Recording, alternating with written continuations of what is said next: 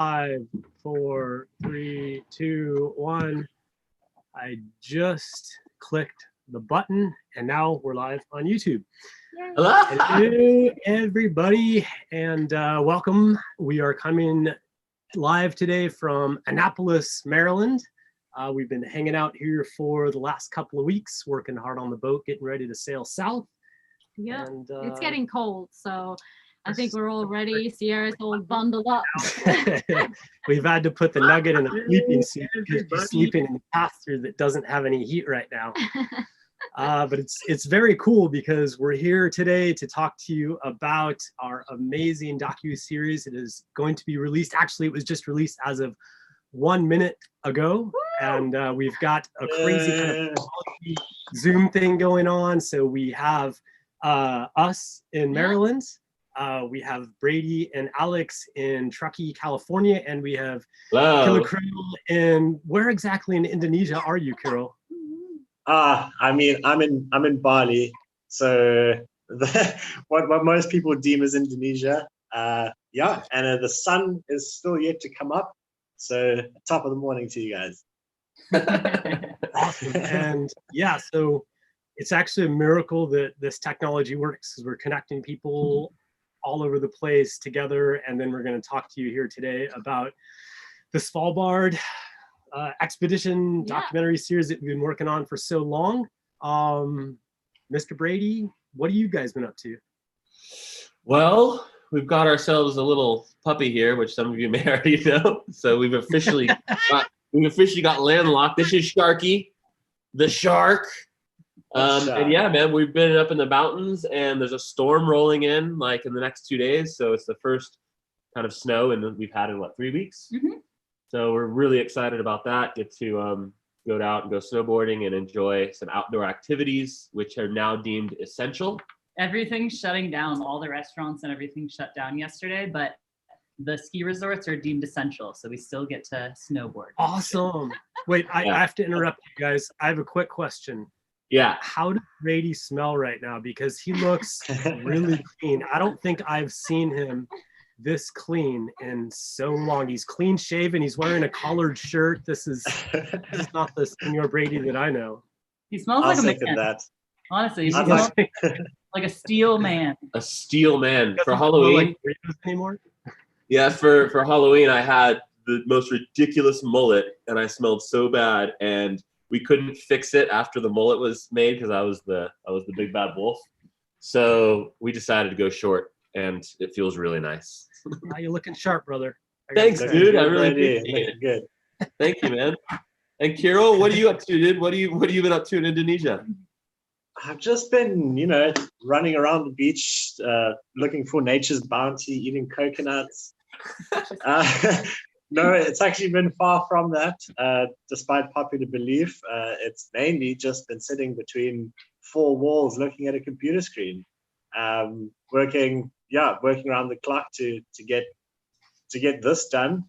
So it's been a bit of a sprint now towards the end, but I've been loving life out here. It's good. It's actually just come up on a year of being here, calling this my home base. So yeah, nothing much else. Computer time, playing around on the beach. Still haven't learned how to surf, but life is good, dude. Sweet, man. That's awesome to hear. Well, I think that everybody should grab themselves a little drink. I've got a little whiskey and Coke here to celebrate the afternoon, and we're here today to talk about the SVALBARD expedition that we went on. What was it, 2 summers ago? Yeah. And about a little bit about the trip, about the process that we went through, and then at the end, we're going to give out the link. Actually, I think Brady's gonna take it from here, and then I will let him do his thing. And here we go. Enjoy, everybody. Thanks for joining us today. Cheers. All right. Yeah. Cheers to everyone. Thank you so much for being here. I mean, this whole documentary is possible because of everyone out there watching over the past 10 years and inspiring us to do things different and to go out and film this expedition that we've done. And so if you haven't heard about this, if you don't know what the hell we're talking about, in the summer of 2018, we got invited by Andy and Mia from 59 North Sailing to go to the Arctic, to go to a place called SVALBARD, which is the northernmost settlement in the world. And we got invited to go up there and film and sail for like 3 weeks and capture the beauty of the Arctic. We filmed for 3 weeks. We got back and realized we had some crazy footage. We definitely pushed ourselves more than we ever have with any other project before. And I don't know, I think we just wanted to do something a bit different and push ourselves behind the camera and inspire ourselves as filmmakers, and just kind of do something that we could really, really be passionate about. And we didn't really know what the end product would end up being, but it's live now. So before we go any further, and if you're watching this in the future, not live, it's at 80northseries.com. It is completely live right now as of like 5 minutes ago. So watch our live talk first and then go and watch it, so we don't have the website back. Don't crash the Brady. Don't crash it. Don't crash the website. But let's start at the beginning. Let's start at like how all this came together. And I think Brian and Karin can kind of tell how the trip came about, who 59 North is, and how this collaboration happened. Yeah. So Yeah, do you want to start? I can start. I had a word in my Okay. head. It was Okay, it was go called for it. magic happens. It's Oh, just wow. something that just happens. Kaz and I were in Sweden and Stockholm, Yeah. and we were crashing at your brother's pad, sleeping on the floor to save money as we normally do. Yep. And we got a little message from Andy and Mia from 59 North Sailing, and they were staying in a hotel nearby, and they said, "Hey guys, do you want to come and be on our podcast?" And we were like, "Well, that sounds pretty cool. That Yeah. sounds like a fun thing." So we went and we talked to them. We just really hit it off. We felt like kindred spirits with them, and that went really well. And then let's see what we were sailing In Brazil. from, In Brazil, yeah. some from South Africa to Brazil. Mm-hmm. And we got an email from Andy, and it said like, "Hey guys, we're sailing our boat Isbjorn." Maybe you should do the translation of Isbjorn. What is that? It's me polar bear in Swedish. Yeah. Ice bear. Ice bear. Yeah. Polar bear. And he said, "You know what, we're going up there. Is there any remote chance that you guys or anybody from the Delos crew would like to join?" And I think I saw the email, and I'm pretty sure that I responded yes, even before I asked anybody else if they wanted to go. I was like, absolutely, yes, we are doing this. Yeah. It's I've often dreamed about sailing in the cold weather, watched the Shackleton documentaries and the Endurance many times, and I don't know, there's just something about it that appealed to us, and or me personally. I and think so, all of us were like, absolutely, we're doing Yeah. this. So we bought a lot of warm clothes since Mhm. we didn't have any warm clothes. And yeah, we brought all our camera gear and everything, and we met them up in Svalbard. yeah, and So it was like what, a year between the email and I mean there was some time in there, It was. but it was just kind of one of those go by the seat of your pants, make the decision in your gut times, and I never regret those. They always turn out well. So this was like the first time that the Delos crew have left Delos to go on somebody else's boat and to go on some kind of like adventure like this. So what was the most appealing part of that to you? Like to leave your home, go on somebody else's boat to do this? Not being responsible for taking a boat to the Arctic. Yep. Yeah, that makes No, perfect it's a lot. It's a lot of Yeah. responsibility. I was looking forward to learning a lot, because we've never sailed in those conditions with ice and ice flows and glaciers and the gnarly weather. It's a whole different ballgame. Like when you fall in the water, you go hyperthermic in minutes. It's the average water temperature was what, 0 to 1 degree Celsius, which is in Fahrenheit like 32 to 33 degrees Fahrenheit. So Cold. Yeah, freaking cold. yeah, really cool. Yeah. And yeah, I think exactly what you said. Like for us to be able to go somewhere and do something and focus 110% on like the filming aspect of it, that was a huge plus for us. And we were able to see some of the most incredible animals I think we've ever seen, like traveling the whole 10 years of traveling, even through Africa. Sorry, Kirill. But- No. and Karin, I know like for you, a big part of that was seeing some of the wildlife and experiencing up close. What would you say was your favorite moment, like with the wildlife that we saw, and were you nervous about any of it? it was hard to kind of pinpoint down. You sent me the questions before and I was like, oh, do I have to pick one? Like, that's so difficult. And I think all of us kind of had this anticipation, like, we want to see, the bigger animals, and you have this kind of, or I had this idea in my head that I was like, okay, and we're going to film them and it's going to be really cool. And then you realize that, you're out there and, maybe you see some animals, but maybe you won't. So it was kind of that like nervous feeling that like maybe we come around this corner and we will have like this crazy animal right there. And I think one of the first animals we saw was the walrus. And maybe that's why it's one of my favorite moments, but just being able to be so close to them and just sit there and have like, I don't know how many it was, but probably like 50 or something. It was a lot. It was a lot of them. And they're big. And they're so smelly and just like bizarre looking with their little beady eyes and all the fat, and they're just farting and stuff. And just to be able to like capture that on camera. They smell terrible. They did smell really bad. So just be able to capture that on camera and to be able to just kind of like be in a relaxed position and just not, run after an animal, but just sit there was absolutely amazing. But then we had some really other cool ones too, like the beluga whales. I think all of us can say that was like one of our favorite moments, not only to see them, because I think seeing them from the drone was the coolest thing, because there's this wide, torpedo in the water just swimming along. And then, I don't know, was it James that had the hydrophone and we put it in the water? Yeah. And we I just remember like somebody put those headphones into their like ears and were like the eyes, their faces, they were like, this is crazy. Like the sound that these whales make was, it was mind-blowing. So I think that was definitely one of my favorite too. But I had some.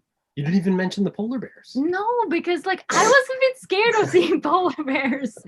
I wasn't sure that I really wanted to see them first. Because it's kind of sketchy. Yeah, I kind of imagine us walking along on land, and then all of a sudden behind a boulder this bear would come out and be like, rah! And I was just like, I'd rather not see a bear if that's gonna be the way you wanted to see a puffin. Puffin was your animal. Yeah, I did really want to see a puffin. We saw some, but not very close. But the polar bears, we saw them and it was amazing. So it was very safe, and it was no surprise or anything. So we got some really cool footage to show you guys from that too. Yeah, without giving too much away, I think the beluga whales were definitely my favorite sequence of the whole documentary, I'd say. And there's a little Easter egg if you're watching this. When you go to watch the series, make sure you wear really good headphones if you can, because we spent a lot of time editing that audio. So it's like 3D audio. So if you have headphones on, it sounds like the whales are swimming around in your head. We can't give away too much more than that, but it's definitely a good teaser. But the next most popular question is about the sailing. The animals were incredible. Obviously, we had some cool encounters, and it's hard not to tell the full stories without giving away too much of the series itself. So a little bit about the sailing. I want to talk to Kirill and say, you were probably the least experienced out of all of us. I mean, you'd sail with us in the Indian Ocean with some pretty rough conditions. But how did you find, what were you nervous to come on this trip? How did that work out? Dude, absolutely. And like you said, I mean, just for context, when I met and joined you guys, we sailed from Cape Town to Reunion. So that was the roaring 40s, the craziest conditions that I've ever seen. I didn't even know that you could sail on something like that. And it definitely put the tail between my legs as far as sailing goes.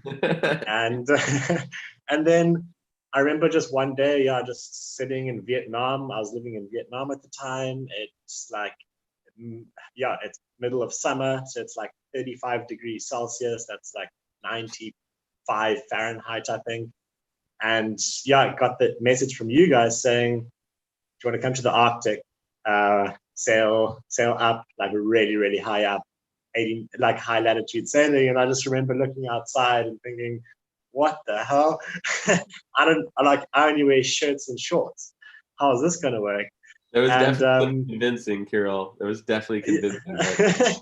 and then also just the fact, like, my experience with sailing had only been the Roaring Forties. So I'm thinking, now I'm thinking, like, what is the Arctic going to be like? If that was the South Indian Ocean, what the hell? Like, am I going to make it? Like, the Arctic just sounds, when you think Arctic, you think just this insanely rough and wild place that I didn't even know you could sail there. But fast forward, we get to Svalbard, and it was actually the day of our departure. And I'll never forget when we did the quick briefing, just as we got on the boat, we got on Isbjorn, we put our bags in, and Andy was like, I'm so glad that we've got a whole bunch of real sailors on board that can help out, and I think you guys have got this. So I just remember thinking, like, oh crap, like, I don't think Andy knows that I don't really know much sailing, and I'm going to be manning a boat up in the Arctic that I actually have very little experience on. And also add to that, a boat that's not really built to bash into ice. Sure. Oh, you guys are still there. Sorry. Yeah, sorry, man. We're here. But yeah, I just saw a couple comments coming in about the link in the. I just fixed it. Oh, you did? Okay. Nice. Brady, you put that in there. They put an exclamation mark at the end. That was me. Guilty. I was so excited. I put an exclamation point. Okay, sorry about that. Link is fixed. Crisis averted. Nice. Sorry, but all in all, no, I think all in all, having said that, I think the Arctic surprised us all. And when you watch the series, I think you'll understand why. Like, granted, we were there in the height of the summer, and we still had days where it got very, very hairy. But in general, man, what a place. Yeah, I don't want to give too much away, but we were all so pleasantly surprised by what the Arctic has, conditions-wise, landscape-wise, everything-wise. Yeah. How many terabytes did we film, Kirill? Many terabytes. I think it was like 4 terabytes. It was like 4 terabytes in total. Yeah, man, that was. Yeah, I remember every day we would just be backing up because we were catching gold, and we're like, okay, like every opportunity we got, like, back up the hard drives, guys, back them up. We can't lose this. Yeah, for sure. And like when we came back after the trip and we had 4 terabytes of footage and we started looking at it, and we sat down and did the interviews while we were in the Arctic, and we were looking at those, and we were like, wow, we really need to put a little bit more time and effort into this thing, right? So, Blue, can you tell us, like, why this project took longer than a normal Delos episode? Like, instead of releasing it on like a Friday, a week after we got back, or what was the process like for editing? Yeah, I mean, this project was a beast for sure. I think it's fair to say it was all a learning experience for everyone, with that much footage. And yeah, I mean, just even the way we shot it with like the sit down interviews and stuff, it kind of added another dimension that we got to play with the storytelling on what storylines we wanted to go into, and it broke it out of just being like chronological order. So while it was being worked on over the last 2.5 years, which sounds like a really long time, but when I think about all the hours that went into it and what the final product ended up being, it actually doesn't surprise me that it took us that long, because it was a lot of work. But yeah, we were all just like spread out across the world. So there was a lot of, like Kiro would work on the project and get a rough draft going, and I wouldn't look at it for 2 months, and then he would send it back to me, and I'd make my changes and send it back to him. And I think everyone can agree, like when you edit an episode and you look at something for a month straight and you watch it back, like you're not really seeing it anymore because you've just watched it so many times. Yeah. So I think the fact that we could pass it back and forth like that and kind of let it like breathe and grow and turn into what it turned into, I'm super proud of the final product. And it was fun to be able to take extra time on a project and be like, oh, we want to do these cool animations, and we want to, research these storylines and make these 3D photos and do all this extra stuff that sometimes we don't have the bandwidth for, so to speak. And then, yeah, once we got it to that point, it was like the final sound design, like color correction, building the website to host it on. It was just, it was a huge learning experience for all of us. I think we can all say we've come away a little bit smarter on how to deal with projects like this. And yeah, a lot of victories and definitely some headaches along the way. But I'm just so thankful that other people's eyes are going to be on it now, because we've all watched it so many times. And we're gonna watch it again after this. Yeah, we are. We're going to sit down and watch it again after this. And I'm sure, yeah, we'll continue to watch it as years go by, because we're super proud of it. So yeah. Yeah, I agree. And like the 4-part miniseries, like we love, instead of making it like an hour and 45-minute documentary, we were like, let's just do a part thing so we can actually binge it, because we love binging episodes, and it's kind of the way the world is right now. Everybody loves binging episodes. So it's something to get excited about. 4 parts total and 2 hours long. And like, Kirill, can you tell us some of the rough times that you had with this robust project? Sometimes I get these voice notes from Kirill, and he's like, this project, like takes days and days to render something, or like what was the hardest part for you with like the post-production side of this? Oh man, yeah, dude, I know the amount of times I would wake you up with, just to keep it family friendly, just foul language.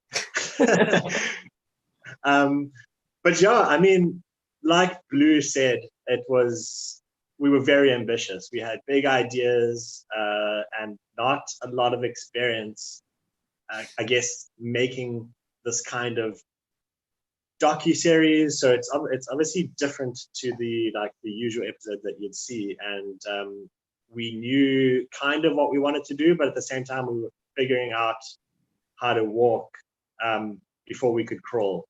And yeah, so like Brady said, we're sitting with 4 terabytes, a lot of footage, a lot of ideas, and we're like, how do we even collaborate this? And we're on 2 different sides of the globe. I'm in Asia. You guys have been sort of US time zone during that time, and we were just trying to think of ways to do collaboration. So the first massive hurdle was just, can we do collaboration using the editing tools that we have? And that was a painstaking process. And the short answer is no, that the tools were not quite there. It was the most frustrating thing. It was, yeah, we quickly, after a couple of weeks, we completely gave up on using collaboration software. It just did not work for us. And we just decided, okay, someone like I, started kind of doing some rough cuts and then passing them on to you guys. And then you guys would work on them for a while, and then we'd sort of be passing back. Like, we were shipping hard drives across the world. And I think, yeah, the difficulty was, apart from, so this is on the technical side, the difficulty was just working with so many resources, so much footage. We shot a lot, this might get a little technical, but we shot a lot on 10-bit 422, so it's like quite a heavy, format to shoot in, and it meant that working on our little Macs, even still with proxies, they were on their hands and knees. It was tough for them. So as the months kind of rolled on and this project kind of got passed around, it just got very bloated, very heavy, and it just started failing. That's a great way to describe the project. It's very bloated.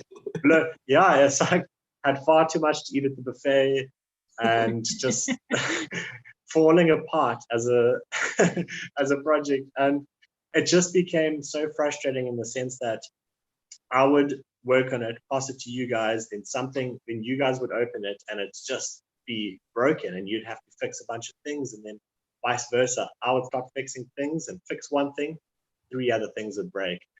And by the end of it, it just performing a simple export we would just get hit with like so many different errors. And yeah, it was incredibly frustrating from that perspective. But from the perspective of the way we did it and collaborating, I think we wouldn't have been able to get what we got out of it if we hadn't collaborated the way we did. I think that having new sets of eyes just brought the best out of it. And I think, yeah, we are all also super proud, regardless of the frustrations of what we made. For sure. There's a couple of questions here. I wanted to say, what technologies were used for the editing software, guys? Premiere Pro, Yeah. mainly. I mean, all in Premiere Pro, really. We did a little bit in Adobe After Effects, but mainly all the Adobe suite, right? Kirill, did you use anything else? No, it's what we use all the time anyway, yeah, which is Premiere Pro and After Effects, and then the animations. I'm not sure what was used for the animations. If I had $1 for every time Premiere crashed on me, I'd be good. Oh yeah. But the frustrations aside, I mean, the footage was just so, I think one of the reasons we're all so stoked about it, the footage is so different than anything else that we've ever shot or edited together, with all these glaciers and, you know, all this massive wildlife and everything like that. So what was that like for you, Brady? Because you've done a lot of sailing in the tropics. So to go from the tropics to that environment, what were like the main things that stood out for you?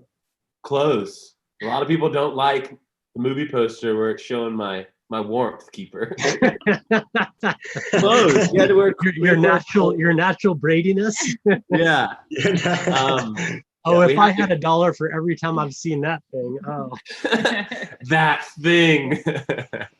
It was a huge learning curve for us. I mean, when we were sailing across the Atlantic, we were living in our underwear, and then all of a sudden we had a year to plan to go to the Arctic and be on top of the world around glaciers and polar bears and freezing cold water. So the act of buying the gear and everything was an adventure in itself. And like Brian said earlier in the beginning of the talk, it's super dangerous, the water temperature. Like, none of us are trained Wim Hof as much as we would love to be. The minute you fall in the water, like, you start to go to panic, and then I don't want to give anything else away from the documentary, but you can get hypothermia very fast if you fall in the water there. And the other thing about tropical sailing is ice. Ice was a huge deal for us. None of us had ever sailed in ice before. Andy was probably the most versed on it. Obviously, he was the captain and did the most research, but I don't think he'd ever sailed in ice before up until this point. So we had somebody that was giving us forecasts on ice flows, and we were constantly paying attention to where we were anchoring. If a big chunk comes off of a glacier and starts drifting towards you, I mean, it's the size of an office building. That'll just completely crush your boat if you're at the wrong place. And I think Brian says it in the documentary, when you're sailing in the tropics, it's not like a piece of an island is going to break off and come and smash into your boat. So that was something that we definitely had to deal with being up in the icy waters of the Arctic. One thing that was really cool is incorporating, like, we had the weather forecaster who was helping us with the ice forecast, and we also had a lot of the locals that were like giving us tips and kind of guiding us through as we went. And one of the guys' names was Gunnar. Actually, I don't want to say too much because this guy was the narrator of the film. So how did we? And it's not. A lot of people say, "Is that Karen's mom narrating the documentary series?" I know somebody was like, really. So I don't know if that's a compliment or not, but it's an incredible narration. But Blue, how did that work out? Yeah, so the narrator of the film, his name is Gunnar, and he's a Norwegian gentleman, but his claim to fame is he is the shortest and toughest lieutenant commander in the Norwegian military. And he has also done a lot of work with the Norwegian Polar Institute, which does work up in Svalbard. So he knows Svalbard quite intimately. And when we started like posting online that we were going, I think he sent me a message on Instagram or something, and I just started chatting with him, and he was a massive resource for this project. Like, he told us where to stay and who to link up with once we got up there. And then, you know, in the editing process, I think, you know, writing the voiceovers, like, he put me in touch with whale scientists, and he was just always there to kind of make sure the story that we were telling was true to the culture of Svalbard, which is, I think, really important to all of us. And then, yeah, we started kind of writing the voiceovers, and usually when like in a Delos episode, whoever edits the episode, they do the narration for it normally. Yeah. And because there was just like so many of us combined with Andy's crew, it seemed kind of weird to just have one person narrate it. And I always like when I watch documentaries for whatever the voice to be like authentic, like a person from there actually. And I think it's kind of rare that places actually do that. So we wrote a couple voiceovers and I sent them over to him and he recorded them and we sent him to everyone and everyone's like, I think he could work. He kind of has this little like wizard vibe going on. The first voiceover we recorded with him was in the blink of a walrus's eye. Yeah. And we sent to everybody like, yep, we're sold. That's it. Yeah. So actually I was laughing last night because Brady was finishing the subtitles for one of the episodes. And I heard one of the voiceovers and it brought me back to one of the many hours that I spent on FaceTime with him recording these over and over and over and over again. And like he speaks really good English, but just some words and they're kind of written more like poetically as opposed to like straightforward English, like a non-native English speaker might speak. So there's one that was like talking about the walrus's thick cured skin. And when I recorded it with him, we couldn't get past, he was saying the walrus's dick cured skin.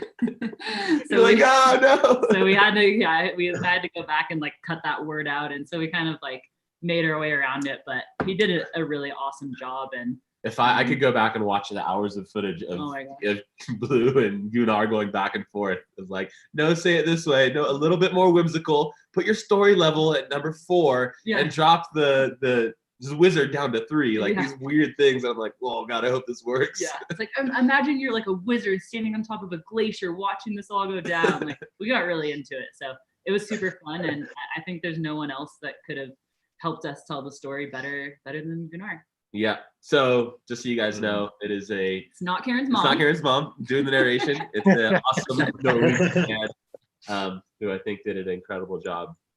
So enough, like the series is live. It's going live. Everything's really exciting. I just want to ask Brian at the end of the documentary, Brian and Karin, we talked a little bit about it, but how did this expedition change your view on high latitude sailing and like your experience? Was it, oh yeah, this is possible, or hell no, or never do it again? I mean, you're in cold weather right now, so like, what changes have you made to Delos? Well, let's see. I woke up the other morning and there was ice frozen to the top of one of our fuel jugs where the rainwater had collected.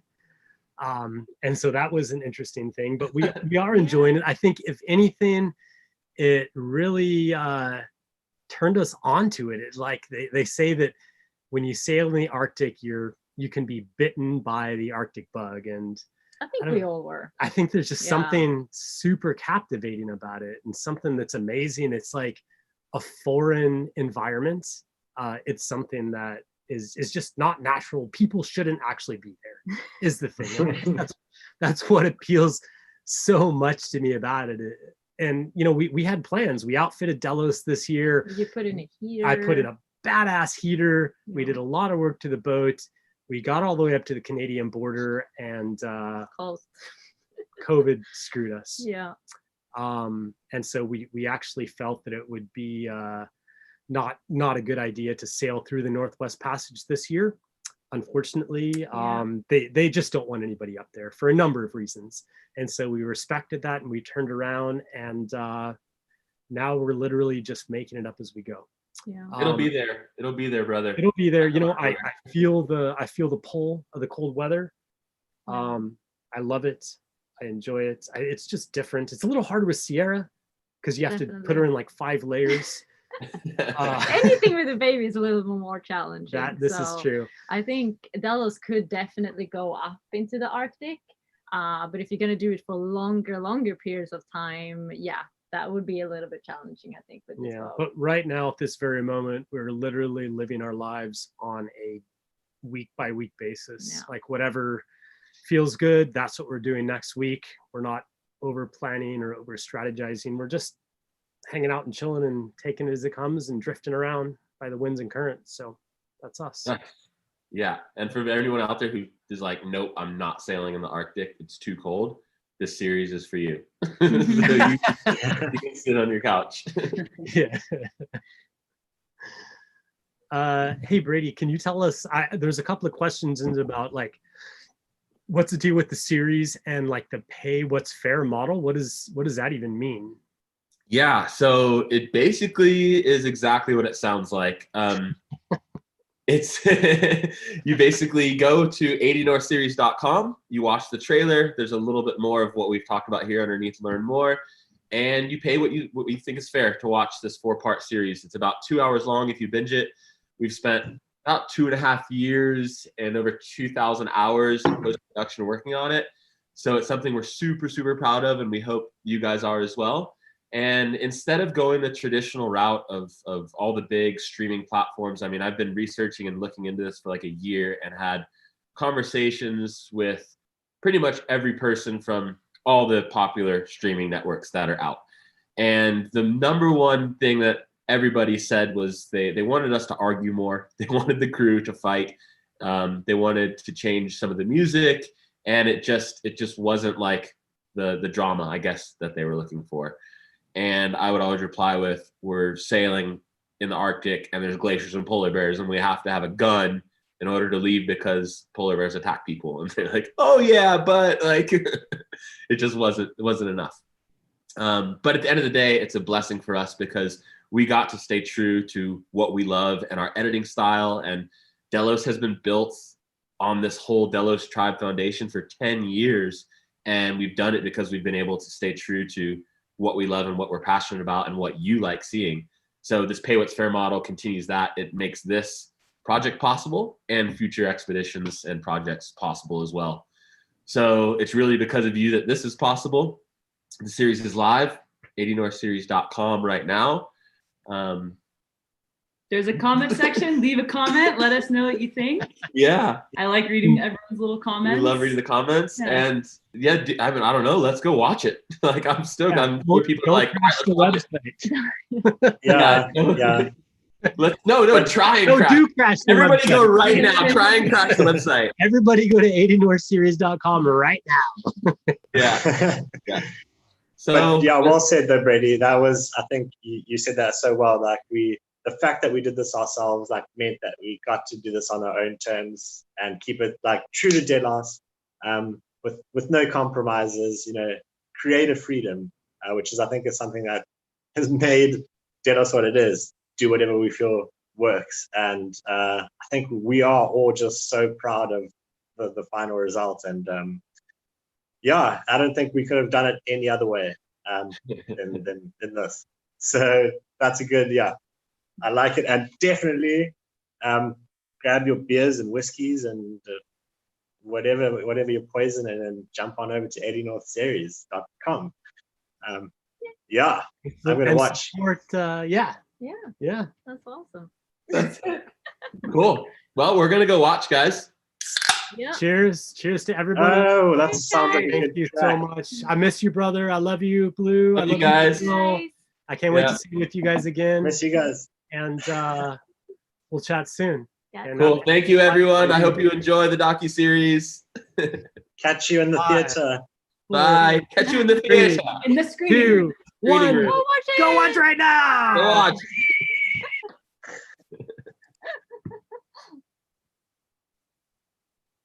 And